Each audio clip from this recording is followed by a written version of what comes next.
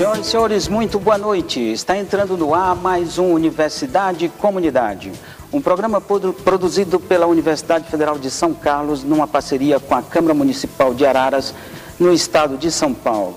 Estamos aqui todas as sextas-feiras às 19h30 pelo NET TV Canal 4.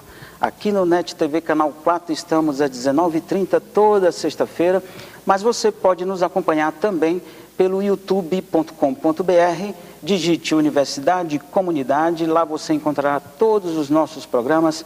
Esse é o nosso programa de número 12. O programa de número 12 pode também ser comentado pelo facebook.com.br/Universidade e Comunidade. Acesse, dê sua opinião, manifeste-se e ajude-nos a produzir um programa cada vez melhor. Esse programa tem como objetivo levar à comunidade os temas que são muito comuns dentro das universidades, fazendo com que haja uma aproximação entre sociedade e universidade. Ok? Muito bem. Hoje nós recebemos a professora, temos o prazer de receber novamente a professora Isabela. Boa noite, professora, tudo bem? Boa noite a todos, a todas. Obrigada. Retornando ao nosso programa, é um prazer estar aqui novamente com você. E para a nossa entrevista da semana, receberemos o Dr. Wilson Silva. Ele é psicólogo da Universidade Federal de São Carlos, no campus Araras. Boa noite, Wilson, tudo bem? Boa noite, tudo bem? Agradeço imensamente pelo convite e dizer da minha alegria e da minha felicidade por estar aqui. Muito obrigado, nós é que agradecemos. E vamos aos nossos destaques da semana, como fazemos costumeiramente. Começamos pela professora Isabela, tudo bem? Tudo bem. Bom, boa noite. O meu destaque da semana vem com algumas notícias nada agradáveis, né, sobre alguns escândalos dentro da Universidade de São Paulo, a USP, principalmente dentro da Faculdade de Medicina, né, com várias denúncias de estupro, de questões de racismo, preconceito de gênero, preconceito étnico. Então, acho que é uma questão que precisa ser debatida. Não me parece que é algo recente na universidade, né? Infelizmente, as questões de assédio moral são coisas que atualmente as universidades vêm discutindo. Inclusive na UFSCar nós começamos uma discussão nesse sentido. E acho que o importante, né, o primeiro passo já foi dado, que é constatado o problema, vamos realmente escancarar o problema e investigar, apurar e debater com a comunidade, né? Embora isso crie uma indignação muito grande, por sabermos que dentro da Universidade de Medicina, né, que é onde a gente deveria ter um ensino mais voltado para a humanização, né, desses profissionais, como também em outras áreas que trabalham com as pessoas, a gente esperaria uma humanização, uma sensibilização dessas pessoas para com o outro. Na verdade, nós temos muitas vezes o efeito contrário disso, né, provocado pelos próprios formadores. Isso que é o que mais assusta, né, muitas vezes. Então, se a gente analisar no contexto dessa sociedade que a gente está inserido, e aí eu destaco a questão da nossa sociedade paulista, que eu acho que é importante que a gente olhe para ela, que é uma sociedade extremamente conservadora, machista, intolerante, violenta, né? E individualista e até elitista, né? Então, é uma sociedade que ela precisa se olhar. Acho que está na hora da gente olhar para as nossas entranhas e ver onde estão esses problemas, onde eles acontecem, e realmente colocar para um debate limpo, né? Discutir para que a gente atinja uma sociedade cada vez melhor, mais tolerante, mais solidária, com capacidade de realmente interagir com o outro de uma maneira mais adequada, não da forma que isso está acontecendo. E a gente vê isso em vários momentos, né? Inclusive em várias manifestações que têm acontecido, né? Em São Paulo, por exemplo, das pessoas, no meio dessas manifestações, começaram uma bateção de boca e uma coisa de não suportar o outro porque o outro disse uma palavra diferente do que eu penso. Isso é muito agressivo, muito, eu diria até constrangedor, né? Para a gente que é paulista, né? Ter que assumir uma sociedade dessa é constrangedora até. Ok. Você queria complementar? Eu gostaria de complementar no sentido quanto que é contraditório, né? isso aconteça num curso de medicina, né, que é uma profissão voltada à promoção da vida, né, da saúde, do cuidado. Mas eu acredito que tem um recorte de classe aí bastante importante, né? Normalmente, a sua grande maioria, os estudantes de medicina, são oriundos das classes da elite, né? Das classes altas, e possivelmente falte um cuidado aí, né? Então, de modo que acho que esse fenômeno pode ser analisado a partir de um recorte eminentemente de classe social. Precisamos evoluir muito ainda, né? Cada vez que esse tipo de advento acontece, tem hora que nós imaginamos que nós estamos relativamente adiantados com muitas coisas, tecnologicamente falando, socialmente falando. Quando nós nos deparamos com essa situação, percebemos então que não está tão adiantado assim as coisas e há muito que se evoluir, há muito que se providenciar.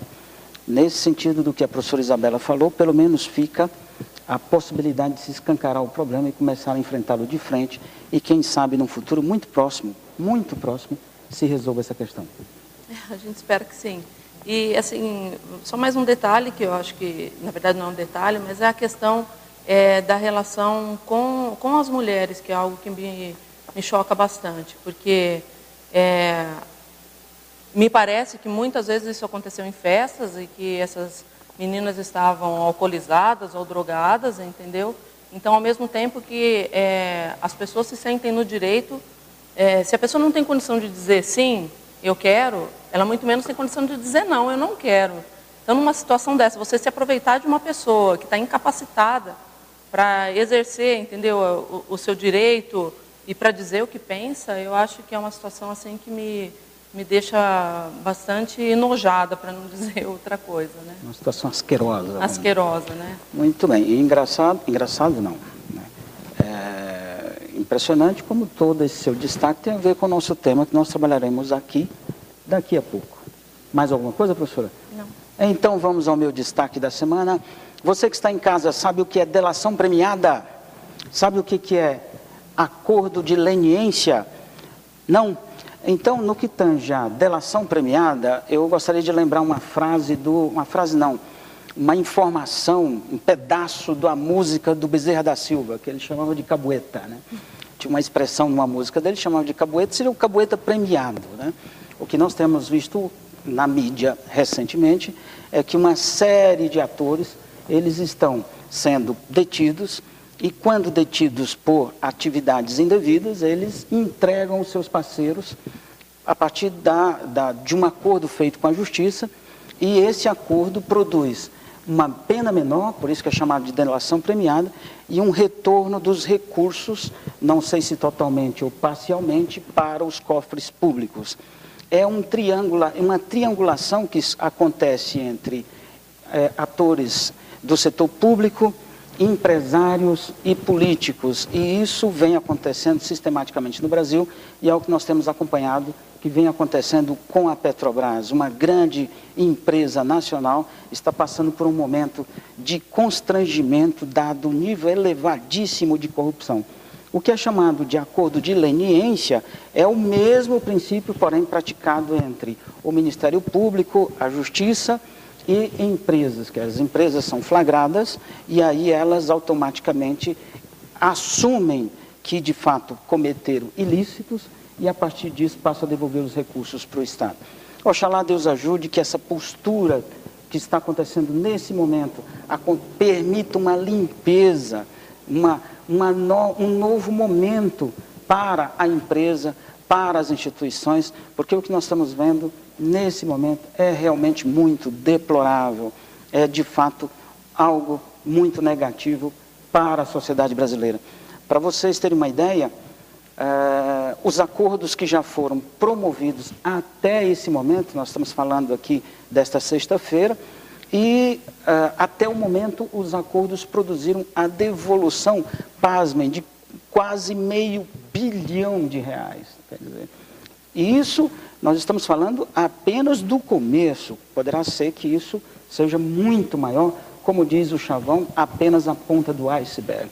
Eu só queria fazer um comentário dentro disso, professor, que é a questão de quantos, né, quantos problemas nós estamos encontrando, não é só na Petrobras, né, e quantos problemas foram encontrados no nosso estado, em vários outros estados, e por que isso também não é investigado. Né? Então, acho que assim, um avanço que a gente teve é da questão da gente poder punir agora os corruptores também, algo que não era feito. Então, a empresa, ela subornava e ela saía como se nada tivesse acontecido. Então, a empresa era a boazinha da história, né? Sempre o setor privado se vangloriou disso. E eu acho que agora acaba essa questão, e isso é muito importante. A gente tem que, sim, punir a pessoa, o funcionário público. Corruptos e corruptores. Exatamente. Todos têm que estar dentro, ser enquadrados por essa lei. Eu acho isso muito importante. Né? Agora, o saldo que a gente vai ter disso, a gente espera que isso seja levado para todos os locais, né? E que não fique concentrado, só localizado dentro da Petrobras, que a gente sabe que não é o único problema que a gente tem no país. Né? É verdade. A Petrobras, para vocês terem uma ideia, em 2008, uma ação da Petrobras, ela chegou ao preço de acima de R$70. E atualmente ela vale R$12. Quer dizer, isso teve dois aspectos. O preço do petróleo que caiu, quer dizer, 77 é um preço artificial também, mas é também motivado por esse processo que a empresa passa nesse momento, que é muito sério. Para se ter uma ideia, apenas um dos delatores, um sujeito com cargo médio de diretoria dentro da empresa, vai devolver R$250 milhões. Quer dizer, me parece, como é que o sujeito desviou R$250 milhões? O que vai fazer com um dinheiro desse? É uma verba absurdamente grande. Perdeu-se o limite, o propósito, é insano um valor dessa magnitude, tá certo? E, segundo o ministro-chefe da Controladoria Geral da União, o senhor Jorge Hage, ele afirmou, muito interessante a afirmação dele, que as raízes da corrupção no Brasil têm duas bases. O financiamento empresarial das campanhas políticas, algo que nós já discutimos várias vezes aqui. Vamos voltar ao tema, porque é algo realmente que muito interessa a sociedade. E a certeza de que os processos judiciais, civis e criminais relacionados a casos de corrupções, chegam a durar de 10 a 15 anos para serem julgados. Quer dizer, é uma morosidade da justiça associada aos processos eleitorais financiados por empresas. Quer dizer, isso tem que acabar, isso tem que mudar. Caso contrário, nós não teremos um ambiente mais saudável no que tange a relacionamento de empresas e o Estado brasileiro. Ok? Ok. E eu gostaria de dar como última informação, algo que muito nos orgulha, que a revista Astral, da Associação Brasileira de Televisões e Rádios Legislativas, aqui está para que os senhores possam ver, ela traz uma matéria sobre o nosso programa. Né? Para nós é um orgulho muito grande, né? Porque quando começamos esse trabalho, né, nós tínhamos uma série de preocupações. Né? E aqui estamos na nossa 12ª edição. Parabéns à Universidade Federal de São Carlos, parabéns a todos aqueles envolvidos, tanto entrevistadores como entrevistados. E este é um programa conteudista. Nenhum de nós somos profissionais da mídia. Nós trabalhamos com o ensino de jovens e nos dispusemos a esse grande desafio. E quando sai uma revista como essa, uma revista nacional, como aqui está representado, isso muito nos enche de orgulho e nos dá a certeza de que devemos continuar o nosso trabalho. Parabéns, professora Isabela, parabéns, Wilson. Estamos todos muito satisfeitos, ok? Parabéns a todos nós. A todos nós, a todos nós. E parabéns ao pessoal da Câmara Municipal de Araras, né, que vestiu a camisa do nosso projeto, acreditou em nós, na pessoa do Vinícius Franzoni e toda a sua equipe. Fica aqui os nossos parabéns por esse programa conteudista Universidade e Comunidade, tá ok? Muito bem, comecemos a nossa entrevista da semana. Hoje entrevistaremos o doutor Wilson Aparecido Silva. Wilson, você é de onde? Eu sou de Votuporanga. Aqui não tão perto, 300 quilômetros de Araras? É 350. 350 de Araras, na margem da Anhanguera, é isso? Isso. Ok. Ele é graduado em Psicologia pela Universidade Metodista de Piracicaba, Unimep, fez mestrado em Saúde Pública pela Faculdade de Saúde Pública da USP, USP de São Paulo? São Paulo. USP São Paulo, fez doutorado em Psicologia Social pelo Instituto de Psicologia Social da USP. Atualmente é psicólogo do Centro de Ciências Agrárias da Universidade Federal de São Carlos, no campus Araras, chefe do Departamento de Assuntos Comunitários e Estudantis, supervisor de estágio em saúde mental na Faculdade de Americana.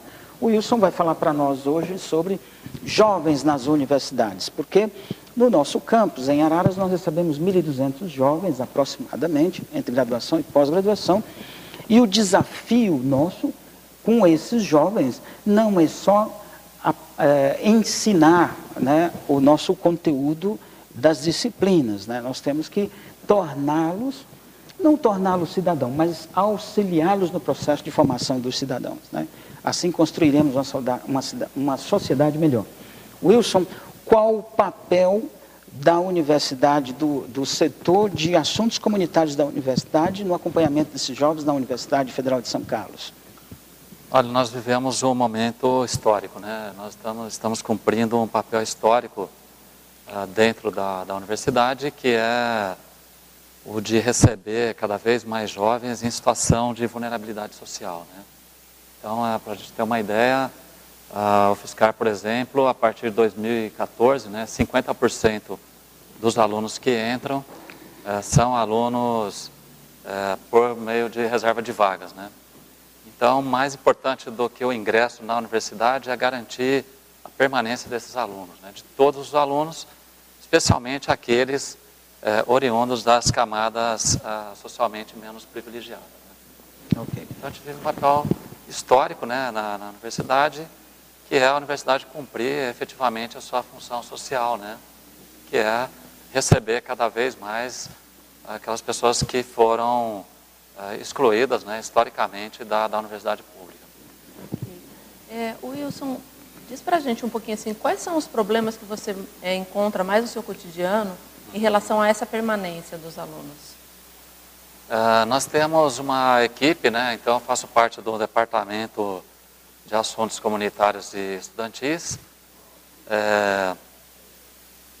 e a nossa demanda lá refere-se desde problemas médicos, né, e de enfermagem. Então nós temos um médico, uma enfermeira, alunos que tenham demandas sociais, né? Nós temos 2 assistentes sociais para cuidar dessa parte. Já deixo até um recado para os alunos que fizeram o Enem, né, e estão em dúvida se escolhe a Universidade Federal, né, especialmente a nossa, e alunos que têm dificuldades financeiras, que nós temos várias modalidades de bolsa, né? Então, se o curso for integral, quero fazer agronomia em Araras, mas eu vi que o curso é integral, minha família não tem condições. Nós temos vários programas que vão desde moradia, passando por alimentação, transporte, e um pequeno recurso financeiro, né, para esses alunos, especialmente oriundos de escola pública, né, que eles realmente possam entrar na universidade, que nós estamos preparados para poder dar subsídios e que ele possa não só entrar, mas permanecer e sair da universidade, né, pensando que a educação é uma das únicas possibilidades de ascensão social, né? Então, quem não sabe jogar bola ou não tem muitas habilidades musicais e artísticas, como seja o meu caso, como é o nosso caso, né? Como talvez seja aqui o nosso caso, a educação é uma das únicas possibilidades de ascensão social, né? Então, estamos preparados para poder dar condições para que esses alunos possam efetivamente estudar, né? Uhum. Assim, uma coisa que eu acho que os pais ficam muito preocupados, né, Josivaldo, é que os filhos vão estudar muitas vezes numa outra cidade, né, e eles não têm mais vamos dizer, aquele controle, ou aquela supervisão sobre o que os filhos estão fazendo, né? Lógico que a gente espera que eles já, com seus 18, 17, 18 anos, já tenham um certo grau de discernimento e saibam escolher os melhores caminhos, mas a gente sempre fica com essa preocupação, né? E como é essa estrutura dentro da universidade? A questão, assim, existe às vezes uma mitificação sobre a questão de drogas, parece que isso dentro do campus acontece de uma forma muito livre, muito... Como você enxerga isso? Isso chega no DEASSE para vocês? Como que está essa questão? Posso pegar carona na sua pergunta? E também imaginando, por exemplo, que eu seja um pai que tem um filho na universidade, em outra cidade, que tipo de cuidado, né, eu devo ter com essa posição à distância, né? Que tipo de olhar, né? Vejam que há um outro momento da vida, né? Assim, a universidade, essa entrada na universidade, ela é muito diferente do que, por exemplo, da escola, né? Primeiro porque na escola é um ambiente mais controlado, né? Tem reunião de pais, a gente recebe o boletim, né, do filho, é mais fácil acompanhar, né?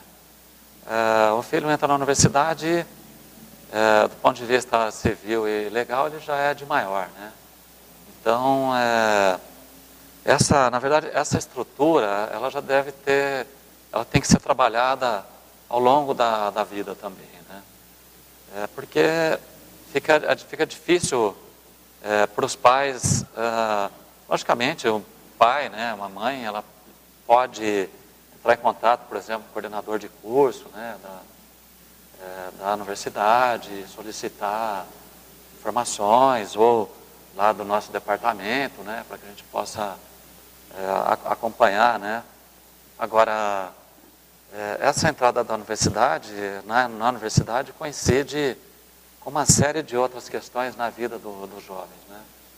Então, não é um momento muito fácil, é um momento que os jovens, muitas vezes com 17, 18 anos, não estão preparados para uma série de decisões a ser tomadas, né.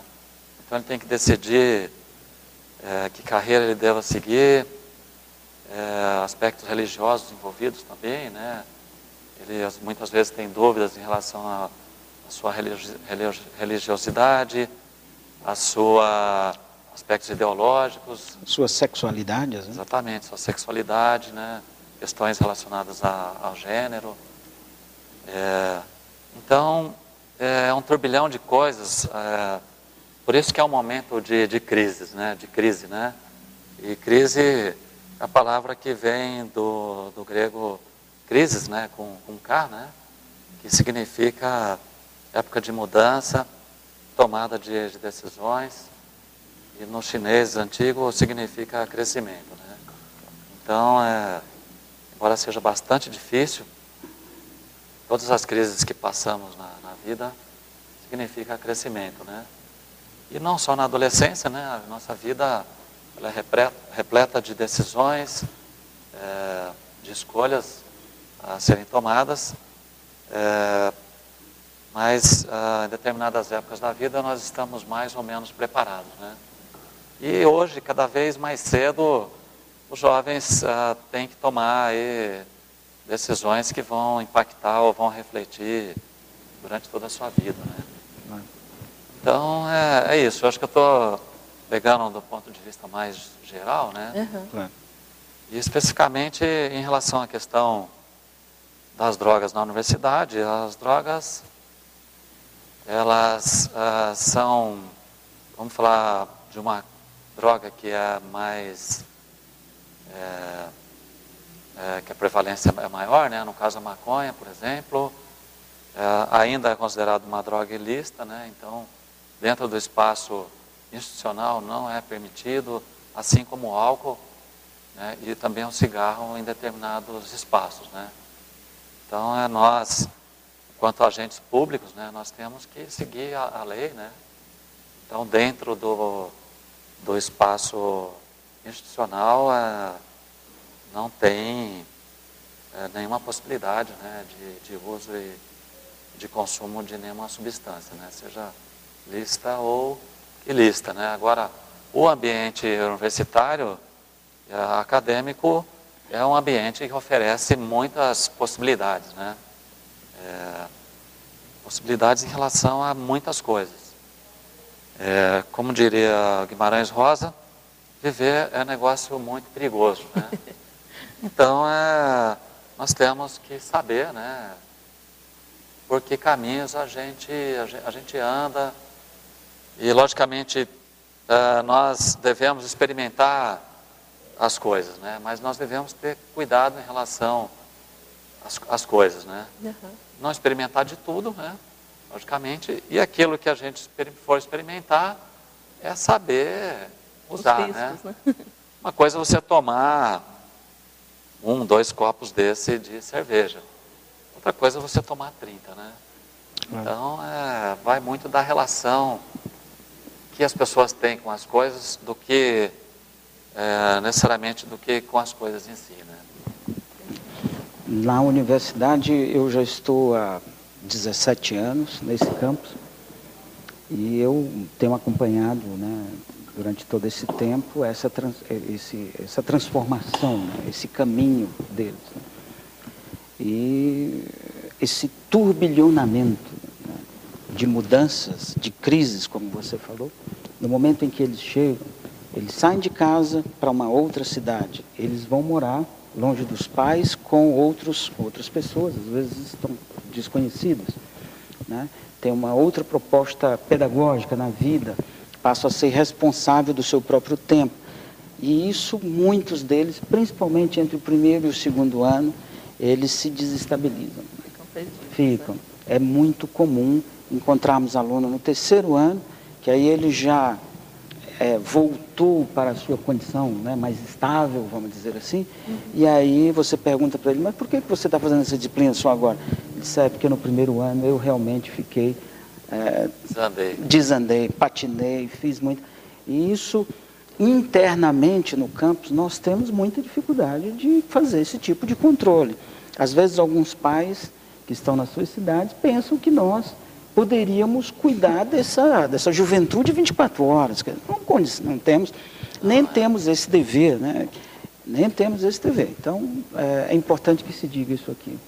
Eu acho interessante essa questão, assim, falando um pouco também como mãe e como educadora, né, que estou com um filho aí no segundo ano do ensino médio, né, mas eu acho que essa questão do cuidado em abrindo aos poucos essa liberdade para o adolescente, faz com que esse impacto seja menor. Né?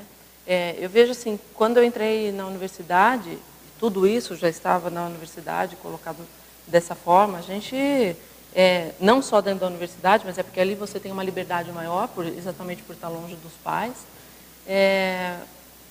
O fato de ter tido uma educação bastante tranquila, que meus pais me deram bastante autonomia e liberdade para poder conseguir vivenciar, não fizeram com que eu me perdesse tanto que eu cumpri o curso e nada me impediu também de ir em festa, de participar de grupo de estudos, de participar de congresso, de fazer uma gama de coisas que a universidade proporciona, que é uma fase maravilhosa, assim, e a gente sempre diz isso, pelo menos eu digo isso para o meu filho, assim, é a melhor fase da tua vida, né?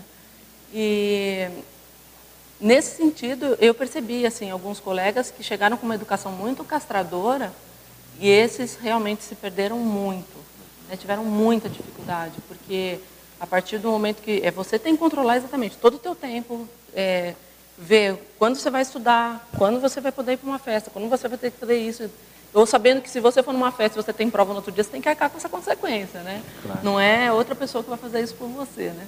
Então, como você vê isso, Wilson? Que dicas, entendeu, você poderia dar para esses pais, entendeu, irem trabalhando essas questões com os filhos para que eles chegassem na universidade de uma forma um pouquinho mais tranquila? Você toca em pontos fundamentais, né? Especialmente no que se refere à liberdade com responsabilidade, né? O que eu diria para os pais, no geral, é que tem um autor, né, que diz que os filhos são como flechas, né, que a gente dispara no mundo, né? O que ocorre muitas vezes é que os pais, às vezes, criam os filhos como se fosse para eles a vida inteira, né? E o menino chega ali, a menina 16, 17 anos, muitas vezes eles querem sair, né, para o mundo, querem conhecer outras coisas e outras histórias, né? E aí, muitas vezes, esse cordão umbilical não foi devidamente cortado, né?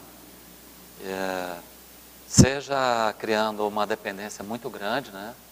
Então, às vezes, eu recebo muita gente lá no serviço com dificuldade de adaptação, por não conseguir ficar longe de casa, né? Por muitas saudades, sente muita falta da mãe, né? Muita falta do pai, por conta de uma forma de socialização, né? Ou de sociabilidade muito de uma relação muito simbiótica, né? Muito estreita. Isso, mas às vezes os pais criam uma certa dependência nos filhos, né? Muitas vezes com medo mesmo de, digamos, perdê-los, né? Perdê-los. Mas nós temos que criar os filhos para o mundo, né? Claro. E é extremamente importante e como a Isabela disse, a época da universidade é a melhor época da vida, né? Exato. É a melhor época da vida, não tem outra época. A vivência em república, eu costumo dizer que é condição de saúde mental, né? Morar numa república, fazer comida, limpar, aprender a limpar a casa, se virar, né, com suas coisas. Claro. É algo assim extremamente importante mesmo, né? Agora, nós recebemos na universidade jovens que têm uma história pregressa também, né? Tem toda aí uma história familiar, uma história cultural, e muitas vezes é complicado, como o Josivaldo disse, que os pais tentem transferir para nós, né, essa responsabilidade. Nós podemos ajudar, né? Claro. Ajudar aí nessa passagem, fazer acompanhamento, ser ali instrumentos facilitadores, seja do ponto de vista pedagógico, seja do ponto de vista psicossocial, né? Tá, joia. Wilson, chegamos ao final do nosso programa. Nós agradecemos, mas infelizmente poderíamos passar a noite toda conversando aqui. Já fica o convite para uma segunda rodada a respeito desse tema, porque nós não conseguimos nem esgotar, não seria o caso, mas nem começar direito. Boa noite, foi um prazer recebê-lo aqui. Todo meu, que agradeço e me coloco à disposição aí para continuarmos esse debate. Ok, Isabela, foi um prazer recebê-la. Boa noite. Boa noite, obrigada. Obrigado a você. E assim chegamos ao final de mais um Universidade e Comunidade. Nos vemos na próxima sexta-feira aqui no NET TV Canal 4. Tchau.